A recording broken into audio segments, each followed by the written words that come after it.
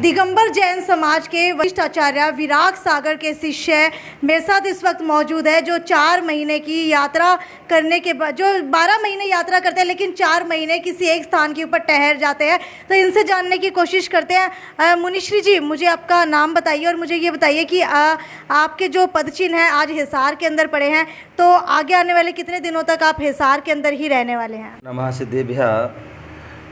मुनि अवस्था का जो है ये लगभग 22वां चातुर्मास हिसार में है और आज जो है हिसार में 14 साल बाद मंगल प्रवेश हुआ। 2008 में यहाँ पर आए थे और उसके बाद जो है 2022 में यहाँ पर 14 साल बाद आना हुआ। और ये यहाँ के भक्तों का, यहाँ की समाज का, यहाँ की जो है नगर का तीव्र पुण्य का उदय था कि जो है उनके चातुर्मासी गुरुदेव का आशीर्वाद मिला उनको। और यहाँ पर आज मंगल प्रवेश हुआ धूमधाम से। अब कल जो है यहाँ पर जो है परसों से लगभग जो 6 तारीख से अष्टान का महापर्व प्रारंभ हो रहा है। और अष्टान का महापर्व में सिद्धों की आराधना सिद्ध चक्र महामंडल विधान महाअर्चना से प्रारंभ होती है और उसका कल प्रारंभ होगा। कल यहाँ पर जो है घट यात्रा, महिलाएं जो है केसरिया साड़ी में और जो है अपने सिर पर जो है मंगल कलश लेकर जाएंगी और यहाँ पर मल्लीनाथ मंदिर गांधी चौक पर है, वहाँ से जाएंगी और वहाँ से पूरी समाज वहाँ जल लेकर लाएगी और शुद्धि के लिए। तो वह घट यात्रा होगी और कल ही जो है यहाँ पर ध्वजारोहण उस विधान का, और यहाँ पर जो है ध्वजारोहण भी हो। लगभग टाइम यहाँ पर जो है घट यात्रा का लगभग जो है 7 बजे का टाइम रहेगा। तो यहाँ घट यात्रा होगी, उसके बाद जो है अभिषेक शांति धारा आदि होगी और यहाँ पर प्रवचन भी होगा, ध्वजारोहण होगी, पात्र जो है चयन आदि होंगे। और उसके बाद जो है जो 6 तारीख से और 13 तारीख तक यहाँ सिद्ध चक्र विधान होगा, जहाँ पर जो है विशेष पूजा होगी। मतलब 6 तारीख को जो है उसमें 8 अर्घ होंगे, उसके बाद 16, 32, 64, 128, 200 जो है 56, 512 और 1024 ऐसे। सुबह का ये 7 बजे का समय रहेगा, शाम का रहेगा? सुबह जो है सुबह 7 बजे से लगभग 10 बजे तक 11 बजे तक कार्यक्रम रहेगा। और 10 तारीख को आपको बताएं कि जो अग्रसेन भवन में यहाँ पर उस 22वें चातुर्मास की जो है स्थापना, कलश स्थापना का समारोह कार्यक्रम होगा और जिसमें दूर दूर से पूरे देश विदेश वहाँ भक्त लोग आएंगे, उस कार्यक्रम में सम्मिलित होंगे।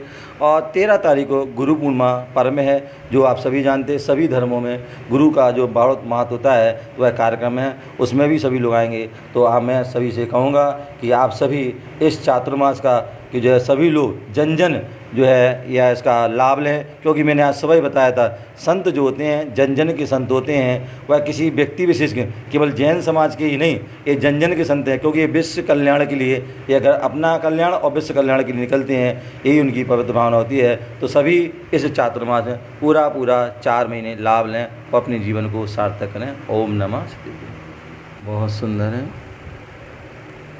परम जो दिगंबर साधु होते हैं, संत होते हैं, अनवरत जो है साल में 8 माह जो है विहार करते हैं। अनवरत जो उनका विहार चलता है, नगर नगर, गांव गांव, शहर शहर में धर्म की प्रभावना करते हैं। 4 माह जो वर्षा योग चातुर्मास का होता है, कहते हैं आगम में शास्त्रों में उल्लेख मिलता है कि बरसात के समय जो होता है चातुर्मास का होता है, जिसमें वर्षा होती है और उस वर्षा होने पर जो है अनेक छोटे छोटे जीवों की उत्पत्ति हो जाती है जी। उन जीवों की रक्षा के लिए, उन जीवों की रक्षा के लिए साधु संत विहार करते, एक स्थान पर रुकते हैं। जो साधु होते हैं उनके 28 मूल गुण होते हैं और 28 मूल गुणों में 5 महाव्रत, अहिंसा महाव्रत, सत्य महाव्रत, अचौर, ब्रह्मचर्य महाव्रत और अपरिग्रह महाव्रत। तो सबसे पहला जो अहिंसा महाव्रत होता है, साधु संत जो है 9 कोटि से हिंसा के त्यागी होते हैं जी। मन से, वचन से, काय से। वह मन से भी हिंसा नहीं करते हैं, वचन से भी हिंसा नहीं करते हैं, काय से भी हिंसा नहीं करते हैं। और कृत कारित अनुमोदना, ना स्वयं करते हैं, ना स्वयं दूसरों से कराते हैं और ना कोई करता है उसकी अनुमोदना भी नहीं करते हैं। तो ऐसा वो उनका अहिंसा महाव्रत होता है। उस अहिंसा महाव्रत की रक्षा के लिए क्या करते हैं वो, जो एक स्थान पर अहिंसा मतलब जो है क्या है, जो षटकाय के जीव हैं, षटकाय के जीव जो 5 स्थावर और एक तरस, पृथ्वी, अग्नि, जल, वायु, वनस्पति हैं, एक इंद्रिय जीव हैं, छोटे जीव हैं। और तो उन जीवों की रक्षा करते हैं 2 इंद्रिय, 3 इंद्रिय, 4 इंद्रिय, 5 इंद्रिय, जो शंख है, चींटी आदि हैं, भौरा आदि है, पतंगा आदि हैं, मच्छर हैं, मक्खी आदि हैं, और मनुष्य, त्रियंज, देव आदि हैं। ये जो षटकाय के जीव होते हैं उन सभी जीवों की वह क्या करते हैं, रक्षा करते हैं। वही उनका अहिंसा महाव्रत है। ठीक है विशोक जी, मुझे ये बताइए, अगर बात की जाए जैन समाज की, तो क्या जैन समाज में ये कठोर तपस्या कब से शुरू होती है? वैसे तो जो है हमारे जो है ये जैन धर्म जो है अनादि काल से चला आ रहा है जी। और अनादि काल से हमारे जो तीर्थंकर आदि है होते आए हैं, वर्तमान में हुए, आगे भी होंगे, और पूर्व में भी साधु संत हुए हैं, वर्तमान भी हो रहे हैं, आगे भी होंगे। तो ये क्रम चलता है। बाकी जो है वो जो चतुर्मास की जो है जो सीमा होती है, बोले अभी आषाढ़ शुक्ला जो है चतुर्दशी जो 12 तारीख को है, वहाँ से जो है चतुर्मास प्रारंभ होता है, और जो है कार्तिक कृष्णा अमावस्या दीपावली तक ये चातुर्मास वो चलता है। वैसे हम इनके दिन जोड़े हैं तो 3.5 महीने होते हैं, लेकिन कहा इसको चतुर्मास जाता है, वो इसलिए कहा जाता है कि वो चतुर्मास जब हम जहाँ बैठालते हैं वहाँ 8 दिन पहले आ जाते हैं और स्थान देखने के लिए आदि, और 8 दिन के बाद जो है वहाँ रुकते हैं। तो ऐसे जो है वो मिल जाते हैं, तो पूरे 16 दिन तो टोटल मिला देते हैं। तो अष्टानका से अष्टानका जो आषाढ़ की जो है अष्टानका भी लगने वाली 6 तारीख से वह प्रारंभ होंगी, और कार्तिक की जो अष्टानका तक पूर्णमासी तक ये चातुर्मास पूरा सही मायने में 4 महीने का तब होता है। ऐसा जो है शास्त्रों में विधान है। तो साधुजन एक स्थान में रुकते हैं और उन जीवों की रक्षा के लिए वह चातुर्मास करते हैं। कहते हैं साधु संत 8 महीने विहार करते हैं, अनवरत विहार करते हैं। तो जो उनकी कठिन साधना उनके जो होना चाहिए वो उतनी % हो नहीं हो पाती है, क्योंकि सुबह शाम विहार होने पर ना इतना स्वाध्याय ना इतने त्याग व्रत नियम सही हो पाते हैं।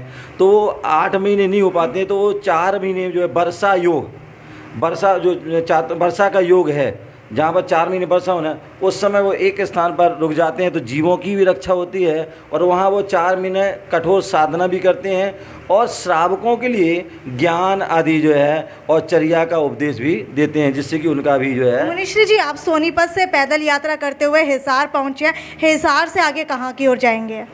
अभी जो है मेरा उद्देश्य जो है चातुर्मास लगभग तक यहाँ हिसार में रुकने का है, और हिसार के बाद पुनः जो है सोनीपत, जो जहाँ पर सोनीपत क्षेत्र जो ज़िला है, और उसमें तहसील जो है राई है, और राई तहसील में राजीव गांधी एजुकेशन सिटी है, और उसमें अशोका यूनिवर्सिटी और भीमराव अंबेडकर लॉ यूनिवर्सिटी है। उसके पास में ही अनेकांत धाम धर्म प्रभावना सेवा संस्थान ट्रस्ट के माध्यम से वहाँ पर जो है लघु संबित शिखर एक बहुत विशाल मंदिर बनाया जा रहा है। जैसे बिहार में, झारखंड में संबित शिखर है, जैनियों का सबसे बड़ा क्षेत्र है, उसकी जो है कृति रूप में छोटा रूप में बन रहा है। तो यहाँ से चातुर्मास के बाद वहाँ जाएंगे, और वहाँ के बाद जो है पूज्य गुरुदेव हमारे आचार्य श्री विराग सागर जी महाराज, जो लगभग पथरिया पहुँचने वाले दमोह मध्य प्रदेश, वहाँ उनका चातुर्मास है। और वहाँ उनके भक्तों ने, पूरे हिंदुस्तान के भक्तों ने, वहाँ उनकी जन्मभूमि है पथरिया, उसके पास में ही जो उन्होंने एक विरागोदय तीर्थ बनाया है, और तो मंदिर बहुत बड़ा विशाल मंदिर बनाया है। तो उस मंदिर का पंचगण जो है अगले साल 2023 में मार्च के प्रारंभ है। तो वहाँ हमारे पूरे जो संघ है, जो हमारे गुरु के द्वारा दीक्षित हैं, ऐसे लगभग 300-400 साधु हैं, वो सब वहीं पर पूरे साधु। आपकी जीवन यात्रा की बात की जाए तो शुरुआत कहाँ से हुई थी? कितने वर्ष के थे आप जब आपने ये मुनिश्री बनने की सोचा? बहुत सुंदर। मेरा सौभाग्य है कि मुझे भारत देश के जो धर्ममय वातावरण जहाँ पर है, या धर्म की बहुलता जहाँ है, ऐसा बुंदेलखंड क्षेत्र है जिसे हम मध्य प्रदेश कहते हैं। और मध्य प्रदेश से ही सटा हुआ ललितपुर जो है यूपी का लास्ट ज़िला है, बॉर्डर है, वहाँ पर जन्म हुआ। और कुछ संभवतः ऐसा लगता है पूर्व जन्म के संस्कार, धार्मिक संस्कार रहे हैं और कुछ पारिवारिक जो है माता पिताओं के उन्होंने धर्म के संस्कार दिए और कुछ वहाँ क्षेत्र का ही प्रभाव, जहाँ पर हर समय हमारे तीर्थंकर भगवंतों का वहाँ विहार हुआ, साधु संतों का विहार हुआ, जहाँ पर त्यागी वृत्ति जो है वहाँ पर जो है जन्म लेते हैं, जहाँ पर विद्वान जो है मैं जो जन्म लेते हैं, ऐसे उस जन्म हुआ। तो उस सारे जो है अच्छे जो है वातावरण मिला और उससे और समय समय पर जो साधु संतों का आना हुआ, उनसे दर्शन, उनको आहार, उनकी क्रियाओं में सहभागी होने का, और वही संस्कार बनते गए। और एक लगभग जो है 87-88 का समय था। उस समय लगभग कितने वर्ष के होंगे आप? उस समय लगभग होना चाहिए 8-10 साल के लगभग होना चाहिए, क्योंकि 75 का हमारा जन्म है, लगभग 12-13 साल के। तो उस समय की बात है जो है कि जो है आचार्य विद्यासागर जी महाराज का आगमन हुआ। वैसे तो और भी साधु संत आए, तो वो उनका बड़ा विशाल संघ आया और लगभग 2 महीने रहे, तो उनसे जुड़े, उनकी चर्या में सहभागी। मूल रूप से आप कहाँ के रहने वाले हैं? ललितपुर के हैं, ललितपुर उत्तर प्रदेश के हैं। तो उनसे जुड़े और उनसे जुड़ने के बाद मन में भाव हुए क्यों ना हम भी इस मार्ग पर बढ़े हैं। और उस समय भाव नहीं, लेकिन उस समय नहीं बढ़ पाए। लेकिन उसके बाद पूज्य गुरुदेव का 95 में 95 में जन्म 95 में आए, वो चतुर्मास हुआ ललितपुर में। तो उनसे जो है विशेष रूप से जुड़े और ऐसे जुड़े कि उससे जुड़ते गए और उनके द्वारा, उनके माध्यम से उनके संघ में प्रवेश ठीक है। जब आपने ये शिक्षा प्राप्त की थी तो क्या उस समय भी इतनी ही कठिन परीक्षा थी कि निर्वस्त्र रहना पड़ता है, या फिर जब मुनिश्री बन जाते हैं उसके बाद से ही ये आपकी प्रक्रिया शुरू होती है? हमारे यहाँ स्टेज मतलब जो है एक दर्जा है, मतलब सीढ़ी है। मान लो एक जो पहली आप देख रहे हैं ये सीढ़ी है, ये गृहस्थों की सीढ़ी है। इसमें रह कर के जो है गुरुओं के दर्शन करते हैं, भगवान की पूजा, स्वाध्याय, जाप पाठ आदि करते हैं, इस अवस्था में करते हैं। एक दूसरी व्यवस्था है ब्रह्मचारी अवस्था, जिसमें सफ़ेद कपड़े में पहनते हैं, तो वह अवस्था होती है। तीसरी जो है हमारे यहाँ छुल्लक, जो एक दुपट्टा और एक लंगोटी पहनते हैं, और तीसरे जो एलक होते हैं, और चौथे मुनि होते हैं। ये दर्जा हैं। तो सबसे पहले हम लोगों ने इस अवस्था में रह कर के जो है अपनी साधना प्रारंभ की, और उसके बाद 5 वर्ष ब्रह्मचारी अवस्था में धोती दुपट्टे में रहे, घर त्याग करके रहे, और उसमें कठोर साधना की, अपनी तपस्या की, अभ्यास किया। और उसके बाद पूज्य गुरुदेव ने 2000 सन में शिखर जी झारखंड में मुझे जो है डायरेक्ट एलक अवस्था, मतलब तीसरी अवस्था उन्होंने हमें प्रदान की, और उसमें भी लगभग 2.5 साल वहाँ पर रहे। और उसके बाद वे 2003 में ललितपुर में ये मुझे सौभाग्य हुआ है कि जहाँ हमारा इस पर्याय का, इस शरीर का जन्म हुआ है, और वहीं पर ही इस मुनि पद का भी वहाँ जन्म हुआ, वहीं दीक्षा हुई है। तो 2003 में 8 जून को वहाँ पर दीक्षा हुई, और उस समय से जो है 2003 से ही अनवरत जो है गुरु की आज्ञा से पृथक मतलब अलग अलग विहार कर रहे हैं, और अनेक जो प्रांतों में जो है विहार किया, मध्य प्रदेश, उत्तर प्रदेश, हरियाणा, दिल्ली, और ये हमारे उत्तराखंड, हिमाचल आदि जो है, उत्तराखंड और जो यूपी, राजस्थान, बिहार, झारखंड आदि अनेक स्थानों पर जो है बिहार करके जो है आज यहाँ पर उपस्थित हैं। मुनिश्री विशोक सागर से मिलने के लिए आज उनके भक्त भी यहाँ पर पहुँचे, इनसे भी जानने की कोशिश करते हैं। मुझे ये बताइए, कितने समय से पहली बार इनसे मिली है या पहले से ही फॉलो करते हैं? 2007 से जुड़े हुए हैं। हाँ जी, ये पहली बार बुद्ध विहार में आए थे, तो दिल्ली में आए थे, बहुत अच्छा लगा उनसे। फिर जब से हम जुड़ते चले आ रहे हैं, फिर ये जैन नगर गए, रामा विहार गए, शिवचक्र का पाठ हुआ। हम जहाँ पे भी जाते हैं महाराष्ट्री वहीं जाते हैं। ये मतलब हिमाचल प्रदेश में भी गए, वहाँ तक भी गए। और अब हमारे यहाँ पे असावरपुर में मंदिर बन रहा है उनके आदर्श से, तो वहाँ पे भी हमारा वहीं पे हम जाते, योग जाने का रोज़ सुबह जाते हैं, प्रक्षाल पूजा पाठ करते हैं। आप कब से जुड़े थे मुनिश्री के साथ? मैं 2008 से जुड़ा हूँ। मैं कैलिफोर्निया USA से आया हूँ अच्छा। मुनिश्री जी के दर्शन करने के लिए। तो किसी ने आपको बताया था मुनिश्री के बारे में, या फिर आपने कहीं पढ़ा था, या फिर आप इनको पहले से ही जानते हैं? मेरे वाइफ के ये पहले से ही गुरु थे, तो शादी के बाद हम भी जुड़ गए उनसे। ठीक है।